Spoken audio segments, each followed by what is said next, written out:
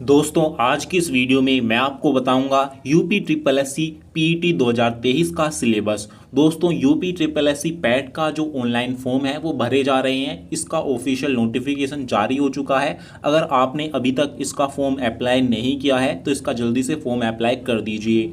तो यहाँ पर आज मैं आपको बताऊंगा कि पैट पेपर की तैयारी आप कैसे करें। सबसे पहले यहाँ पर आपको मैं सिलेबस बताऊंगा, टॉपिक वाइज सिलेबस आज मैं यहाँ पर आपसे डिस्कस करने वाला हूँ।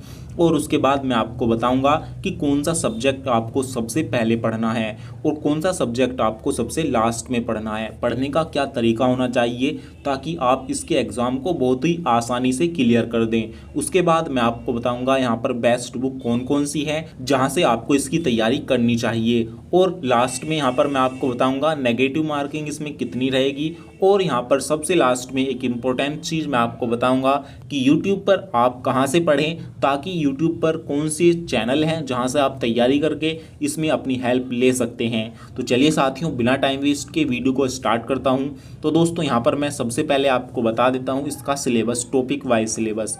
ये इसका ऑफिशियल नोटिफिकेशन है, यहाँ पर इसके बारे में पूरी जानकारी दे रखी है। तो दोस्तों ये यूपी ट्रिपल एससी क्या है, सबसे पहले मैं आपको बता देता हूँ इसके फ़ायदे क्या हैं। तो यहाँ पर यूपी ट्रिपल एससी पैट जो है वो एक तरह का एंट्रेंस एग्ज़ाम है। ये एंट्रेंस एग्ज़ाम एक ऐसा एग्ज़ाम है जिसमें उत्तर प्रदेश में जितनी भी गवर्नमेंट वैकेंसीज़ निकलेंगी उनके फॉर्म अगर आप भरना चाहते हैं तो आपने यूपी ट्रिपल एससी पैट का एग्ज़ाम दिया होना चाहिए। अगर आपने एग्ज़ाम ये नहीं दे रखा तो यूपी गवर्नमेंट की जितनी भी वैकेंसीज़ आपकी ग्रुप बी और ग्रुप सी की निकलेंगी उसमें आप उसके फॉर्म को नहीं भर पाएंगे और उसके सिलेक्शन प्रोसीजर में आप शामिल नहीं हो सकते। यहाँ पर सबसे बड़ा डाउट एक कैंडिडेट का ये है कि ये एग्ज़ाम देने के बाद जो यूपी में वैकेंसी निकलेंगी उनमें जो फॉर्म भर सकते हैं हम, और फॉर्म भरने के बाद क्या एग्ज़ाम नहीं होगा। यहाँ पर मैं आपको बता दूं, जब यूपी में किसी भी गवर्नमेंट एग्ज़ाम की वैकेंसी निकलेगी उसके बाद वैकेंसी निकलने के बाद फॉर्म जब आप भरोगे उसके बाद जो एग्ज़ाम होगा दोबारा वो एग्ज़ाम आपको देना पड़ेगा। ये एग्ज़ाम पास करने के बाद वैकेंसी का अलग से एग्ज़ाम आपको देना पड़ेगा। इस तरीके से प्रोसीजर रहता है। तो दोस्तों ये डाउट मैंने आपका क्लियर कर दिया। अब मैं यहाँ पर आपके बारे में बता देता हूँ सिलेबस के बारे में। तो यहाँ पर जो टोटल क्वेश्चन आएंगे वो 100 क्वेश्चन आएंगे और 100 नंबर के ही होंगे। एक क्वेश्चन 1 नंबर का आपको मिलेगा और 100 क्वेश्चन को करने के लिए 2 घंटे का टाइम आपके पास रहेगा। 2 घंटे यानी कि 120 मिनट। तो टाइम की कमी कोई भी नहीं रहती है आपके इस एग्ज़ाम में। तो दोस्तों सबसे पहले बात करते हैं यहाँ पर सिलेबस में। सबसे पहला है हिस्ट्री के बारे में। हिस्ट्री से आपसे 5 क्वेश्चन पूछे जाएंगे जो कि 5 नंबर के होंगे। कौन कौन से टॉपिक से आएंगे ये भी यहाँ पर इन्होंने बता रखा है, जैसे सिंधु घाटी की सभ्यता, वैदिक संस्कृत, बौद्ध धर्म, जैन धर्म, मौर्य वंश में सम्राट अशोक। तो इस तरीके से ये टॉपिक हैं, यहाँ से आपका हिस्ट्री में क्वेश्चन बनेगा। इससे अलग आपका क्वेश्चन नहीं बनेगा। ये चीज़ आपको पढ़ के जानी है। तो दोस्तों उसके बाद मैं आपको बता देता हूँ, यहाँ पर है इंडियन नेशनल मूवमेंट। यहाँ से आपके 5 नंबर के क्वेश्चन आएंगे। इनमें से इन टॉपिक से ही क्वेश्चन आपके बनेंगे, इससे अलावा इसके अलग आपके क्वेश्चन नहीं बनेंगे। उसके बाद है ज्योग्राफी। ज्योग्राफी के आपके 5 नंबर के क्वेश्चन आएंगे। ज्योग्राफी में इन क्वेश्चन से, इन टॉपिक से आपके क्वेश्चन पूछे जाएंगे। इसका आप स्क्रीनशॉट भी ले सकते हैं या फिर इसका लिंक मैं PDF का लिंक वीडियो के डिस्क्रिप्शन बॉक्स में दे दूंगा, आप वहां से जाकर डाउनलोड कर लेना।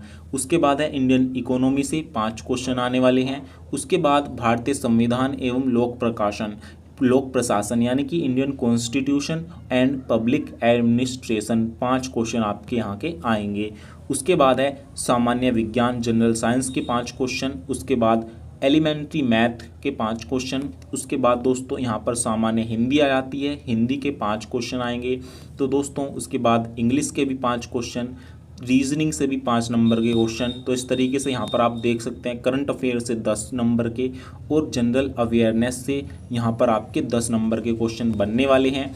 और उसके बाद दोस्तों यहाँ पर जो हिंदी का गद्यांश है, 2 गद्यांश आएंगे 5-5 नंबर के, तो 10 नंबर के ये हो गए। ग्राफ से 10 नंबर के क्वेश्चन पूछ जाएंगे, सबसे इम्पोर्टेंट। और उसके बाद है आपका तालिका से भी 10 क्वेश्चन, मतलब 10 नंबर के क्वेश्चन पूछे जाएंगे। 2 तालिकाएँ आपको दी गई होंगी। तो इस तरीके से दोस्तों यहाँ पर आपका सिलेबस रहने वाला है। तो अब उसके बाद यहाँ पर मैं आपको बता दूँ सबसे पहले आपको किस सब्जेक्ट की तैयारी करनी होगी। तो यहाँ पर आप देख सकते हैं सबसे ज़्यादा जो क्वेश्चन है वो ग्राफ के 10 नंबर के क्वेश्चन आपके पूछे जाएंगे जो कि बहुत ही ईजी होते हैं। तो सबसे पहले आपको अपनी ग्राफ की तैयारी करनी है। आप यूट्यूब पर, यहाँ पर मैं आपको बता दूं यूट्यूब पर आपको कहाँ से पढ़ना है, रोजगार विद अंकित चैनल है, और या फिर आप यहाँ से भी पढ़ सकते हैं, एग्जामपुर से भी पढ़ सकते हैं, लेकिन उससे बेहतर रोजगार विद अंकित है, वहाँ से आप अच्छे से तैयारी कर सकते हैं। वो बहुत ईजीली समझा देते हैं। तो ग्राफ कैसे बनाएं, कैसे क्वेश्चन आते हैं, वहाँ से आप सीख सकते हैं। तो सबसे पहले आपको ग्राफ करना है, और उसके बाद दोस्तों यहाँ पर ग्राफ करने के बाद आपको जीके के क्वेश्चंस को कवर करना है, इन टॉपिक्स को कवर करना है। भारत के पड़ोसी देश, राजधानी, मुद्राएं, भारत के राज्य, केंद्र शासित प्रदेश, तो इन टॉपिक्स को कवर करना है क्योंकि यहाँ से 10 नंबर के क्वेश्चन आपसे डायरेक्ट पूछे जाएंगे। तो इस तरीके से साथियों यहाँ पर ये चीज़ें आपको कवर करनी होंगी। और उसके बाद यहाँ पर आपको दोस्तों हिंदी का गद्यांश की आपको प्रैक्टिस करनी होगी क्योंकि 10 नंबर का ये आने वाला है। तो ये टॉपिक आपको सबसे पहले पढ़ने हैं। उसके बाद आपको क्या पढ़ना है, उसके बाद सबसे ऊपर चलेंगे दोस्तों, यहाँ पर आपको जो है भारतीय इतिहास को सबसे लास्ट में देखना है क्योंकि ये बड़ा पोर्शन है, इसीलिए आपको यहाँ पर इसकी तैयारी को अभी नहीं करना है। तो दोस्तों सबसे पहले आपको इजी टॉपिक पढ़ने हैं, उनको तैयार करना है। तो दोस्तों अगर आप इस तरीके से करेंगे तो आप यहाँ पर ज़्यादा से ज़्यादा मार्क्स ला सकते हैं। तो यहाँ पर मैंने आपको बता दिया सबसे पहले क्या पढ़ें। उसके बाद अब मैं आपको बता देता हूँ नेगेटिव मार्किंग। तो इसमें जो नेगेटिव मार्किंग है वो 1/4 की रखी गई है। इसका मतलब ये है कि अगर आप 4 क्वेश्चन को गलत करते हैं तो आपका 1 नंबर कट होता है। तो 4 क्वेश्चन गलत करने पर 1 नंबर आपका काट लिया जाएगा, यानी कि अगर आप एक क्वेश्चन गलत करते हैं तो 0.25 नंबर आपके कट हो जाएंगे। तो इस तरीके से आप समझ गए होंगे 1/4 की नेगेटिव मार्किंग है। और YouTube पर कहाँ से पढ़ें ये मैंने आपको बता ही दिया, रोजगार विद अंकित है, और जो है आपका एग्जामपुर है, और अदर चैनल भी हैं वहाँ से आप पढ़ सकते हैं, लेकिन ये बेस्ट है। यहाँ से अगर आप पढ़ेंगे तो आपको ईजिली समझ में आ जाएगा, बेसिक से ये समझाते हैं। तो दोस्तों इस तरीके से इसका सिलेबस है, कंप्लीट जानकारी मैंने आपको दे दी, और इससे जुड़ी सभी जानकारी यहाँ पर मैं आपको देता रहूँगा, इसीलिए आप चैनल को सब्सक्राइब कर लेना। कोई डाउट या सवाल हो तो आप हमसे कमेंट में पूछ सकते हैं। तो फिर मिलेंगे एक नई वीडियो के साथ, तब तक के लिए जय हिंद, जय भारत।